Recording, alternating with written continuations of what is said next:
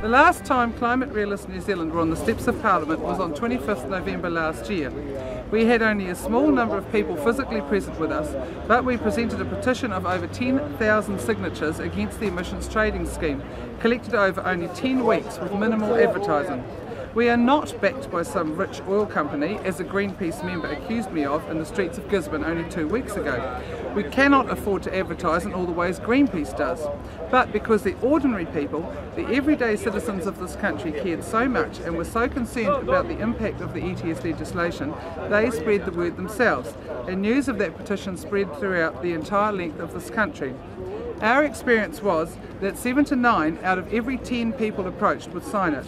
The 25th of November was the day we presented that petition. Only a few hours later, this national-led government passed their amended ETS legislation. Today, only just over a week from when it is due to be put into effect, we are back. But this time we have brought some friends along with us.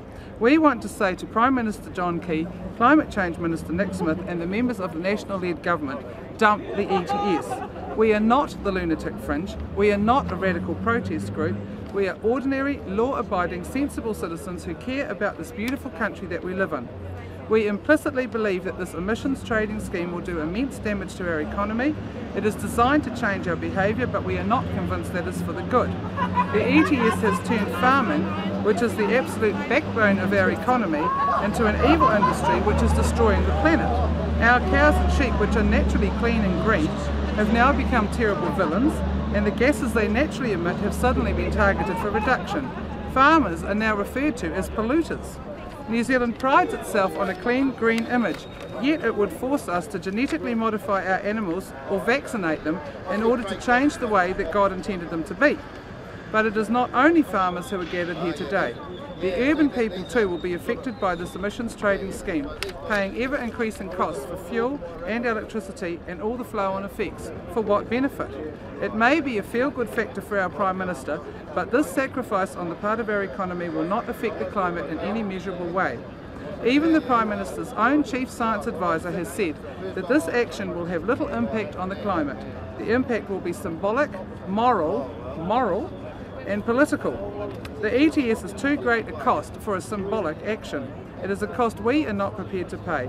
We bring with us thousands of signatures gathered at the recent field days at Mystery Creek, also the signatures of those present with us today. We urge you once again, scrap the ETS. Ladies and gentlemen, welcome to Parliament. I congratulate you on the stand you've taken today. I'm sorry it's necessary, but for those who've travelled far afield, I know Robin came from Whangarei, there are people here from the Waikato, from all around New Zealand. I congratulate you for your stand. The emissions trading scheme will increase the costs of all New Zealanders. Families, farmers, exporters, businesses, superannuitants, all New Zealanders. The Labour Party, the National Party, the Green Party, the Maori Party, all want to increase your cost of living. They all want to increase the price of electricity, the price of heating, the price of food, and in fact the price of virtually everything else that you purchase. Only the ACT Party opposes the emissions trading scheme and the extra costs it will put on all New Zealand families and all farmers. We have the most comprehensive emissions trading scheme in the world.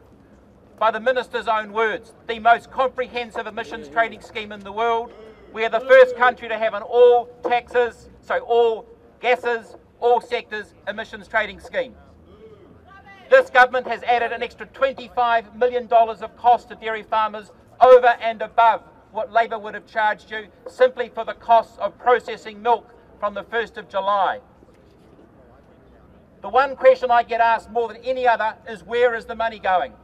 Well, ladies and gentlemen, this government is planning to allocate $1.6 billion of credits to people who have planted forestry in the last 30 years. $1.6 billion of credits to people who have planted trees, most without any expectation of those subsidies and most without expecting them. And this government and all of the other parties in Parliament, apart from the ACT Party, want you to pay more for your electricity, more for your petrol, more for your food to provide those subsidies. Ladies and gentlemen, I congratulate you on your stand, and I'm very, very sorry it's been necessary. Thank you.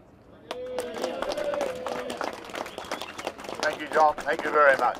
Afternoon, everybody. Thank you for making the effort to be here. It was interesting on the flight down. I was sitting next to a guy that's quite high in the IT industry. He said, what are you coming to Wellington for? I said, I'm coming because there's a march against the ETS. He said, the ETS, government hasn't made any decision on that, have they? I said, it kicks in next week. He couldn't believe it. It's been pretty subtle. And look, I just want to say that the ETS is not just a farming issue, it's a family issue, because next week families are going to be taxed on their petrol, on their electricity, and on their basic food costs because of the flow-on effect of transport costs, based on a tax that's going to have no effect whatsoever on climate, and based on a science that has not been conclusive. It's not been fully conclusive as to the effect of global warming. So all the tax cuts for families that were received in the budget are going to be cancelled out by the ETS and GST. And as we just heard, the Prime Minister's own Chief Science Advisor said that this ETS is symbolic and political. The last time I stood here, we were talking about another law that was symbolic and political. It was the anti-smacking law. And once again, that targeted families as well, good families. And in that same situation, the politicians didn't listen to that either. So I want to encourage you, keep speaking up. Keep speaking out the truth. If the politicians want to do something symbolic and political, do it in there, but don't create a tax that harms families who are just trying to meet their budgets, because families and farmers are the backbone of this country. Thank you very much. Hey, good afternoon everyone. Thank you for turning up on the steps of Parliament. 7 years after I led a rally called the FART rally to these very steps. But I have to tell you what is disappointing today, 7 years on, is that not one of the people that was standing there with me up there and the National Party is here today. Where have they gone? Why have they deserted the ship? They were here in 2003, they were with us in 2005 on the carbon tax, they were with us prior to the 2008 election, but they've deserted us since. What is that all about? The ETS, E.T., remember the movie E.T.? Extraterrestrial Smith we have now, I think, an E.T., yes. Do you like that? Good. Where else on the planet do you know of a legislated market like the emissions trading scheme? It will not stand the test of time. While this government is hell-bent on pursuing it, I do not know, no one seems to know, but I do know that come next week, every dairy farmer in New Zealand is going to pay $3,900, sorry, I'd better correct that because the government's corrected the figures to $3,300 next year more. The sheep farmers are going to pay $1,475, oh, read, $1,200 for the next 12 months. Doubling in 2012 and multiplying by about a third in 2015. Yeah, and what's more, no one knows the flow-on effect. We've assessed that if there's a flow-on effect of 1% through their farm systems, it will be another $120 million. Why don't they put that in front of us? Moreover, in my local area last week, the Southland Hospital Board signalled that they are lifting their cost of coal for the boiler in a brand new hospital 18% this current year, 246,000 to well over 300,000. That doesn't strike me about small change for New Zealand. Every taxpayer in New Zealand is going to pay those costs into basically public services, and you haven't even been told about it. Southland Hospital Board, 18% for coal, 1 year, not even talked about. So look, good luck, thanks for turning up on the steps of Parliament. It's a start of a winter of discontent, I would suggest.